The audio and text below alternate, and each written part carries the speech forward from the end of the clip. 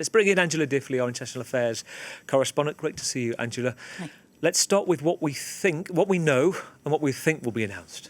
Yeah, a number of measures changing the situation as it is in the UK to what they would like to introduce. I think we have a graphic that we can pull up to show some of the ideas.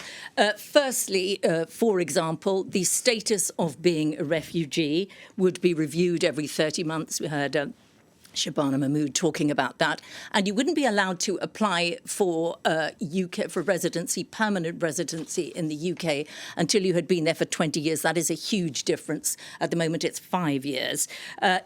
Asylum seekers would be allowed to work while their application was being processed. That is an important change. On the other side of that, they will no longer be guaranteed financial support by the British government. There will be cases where they're given it. There will be cases where they are not given it. And you were talking earlier about some of them will be asked to contribute financially, including, we are being told, perhaps by selling jewellery, that sort of thing.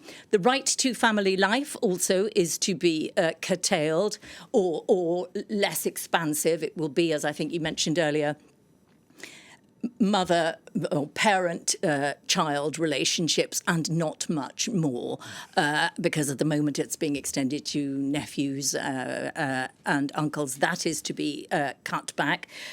Fewer appeals. That's a bit vague, but it is a big thing that the government talks about very often. The fact that the time for an asylum process from the first application right through to the final appeal can be years and years and years. They say, human rights lawyers, trendy lefty, they say human rights lawyers are abusing the system, looking for endless tiny loopholes, and that needs to be stopped. People are staying too long and then finally being rejected after vast amounts of money being spent on what look like obvious cases that should not be given.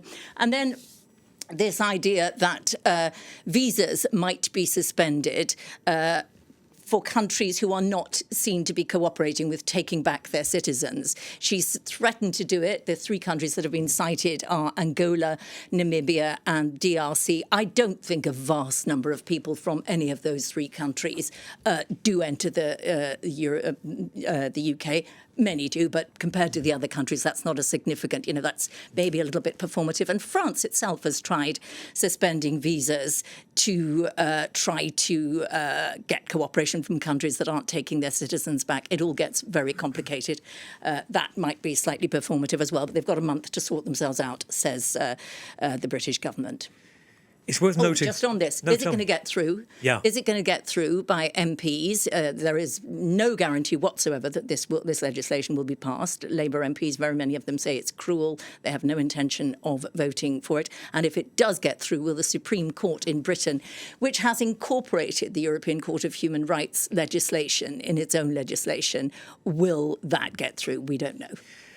Well, she has interesting opponents, not just from the Conservatives. I've seen Chris Phelps, the opposition equivalent, saying that the Conservatives would do it in a week, and the Labour response would be, well, why didn't you then? But within Labour, there are those like Clive Lewis and other ministers questioning the Labour policy. But this is personal, Shabana Mahmood says. She says this issue, immigration, illegal immigration, irregular immigration, is tearing the country apart. Yeah, and if you look at her own personal story, it is no accident that she was appointed. I think Keir Starmer thought if someone can push through tough reforms on this, she has the right background to possibly get away with it.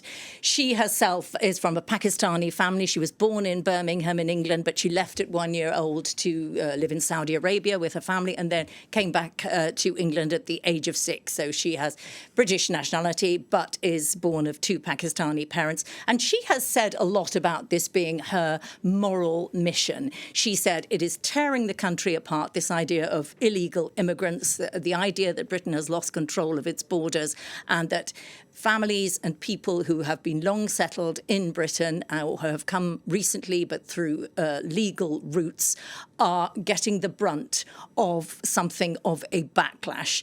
And Britain, she feels, has been relatively successful in integrating families like her own, and that there is a breaking point that could be reached. And she says it's a moral mission. She's hit back and said this is not fake news. That is not a story that is being planted to stir anxiety where there is none. She says, I think this is a real issue. And, you know, just like in Europe, public opinion has shifted on this within Europe, not least because the European Convention of Human Rights, the rules on asylum, were set up in post-war times, 1951, mostly so that Russian or people would not be sent back to Stalin's rule and be killed. And it was set up for small numbers of people. Now we have vast, we have cheap travel, we have all sorts of reasons for people wanting to